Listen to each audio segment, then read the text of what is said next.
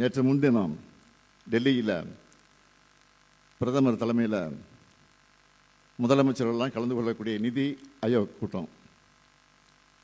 அந்த கூட்டத்துக்கு இந்த முதலமைச்சர், இங்கே இருக்கக்கூடிய முதலமைச்சரும் போயிருக்கிறார். அங்கே போய் என்ன பேசினார்லாம் உங்களுக்கு தெரியும்.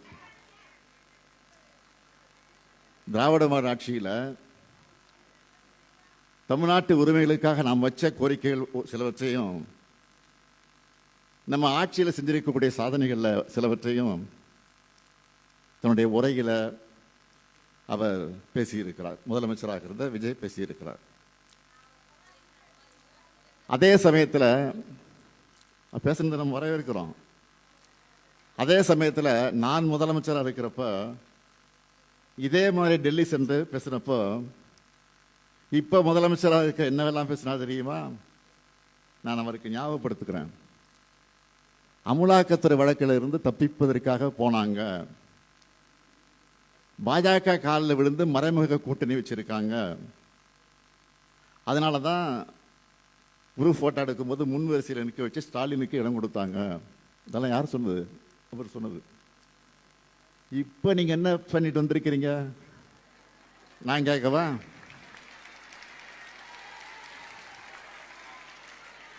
நான் கேட்குறேன். இப்போ பதில் சொல்லுங்க.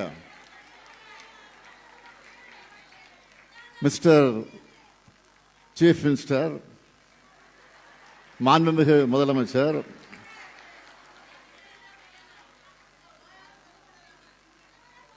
கரூர் சிபிஐ வழக்கிலிருந்து தப்பிக்கத்தானே நீங்க டெல்லிக்கு போனீங்களா?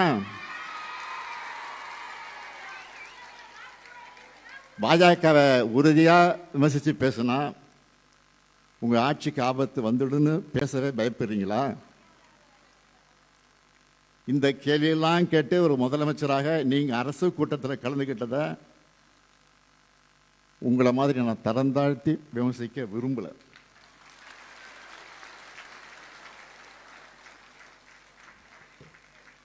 மும்மொழி கொள்கையை அமல்படுத்த அதை மறுத்த காரணத்துக்காக தமிழ்நாட்டுக்கான கல்வி நிதியை ஒன்றிய பாஜக அரசு விடுவிக்காம பிளாக்மெயில் பண்ணாங்க.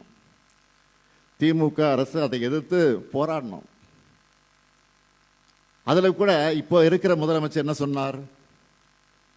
பாஜக அரசை கண்டிக்காம கொடுப்பது அவங்க கடமை, வாங்கிறது இவங்க உரிமை. ஆனால் பாசிசமும் பாயாசமும் எல்கேஜி யூகேஜி பசங்க மாதிரி சண்டை போடுறாங்கன்னு நக்கல் நையாண்டி பண்ணீங்கள. இப்போ நீங்க மட்டும் என்ன பண்ணிட்டு வந்திருக்கீங்க? நிபந்தனைகள் இல்லாமல் நிதியை கொடுக்கணும்னு தான் நீங்கள் கேட்டிருக்கீங்க. இப்படித்தான் செய்ய முடியும். ஏன்னா இது சினிமா இல்லை, ஆட்சி நிர்வாகம். அதனால் புரிஞ்சுக்க. மாநில உரிமைகள் சார்ந்த எதுவாக இருந்தாலும்,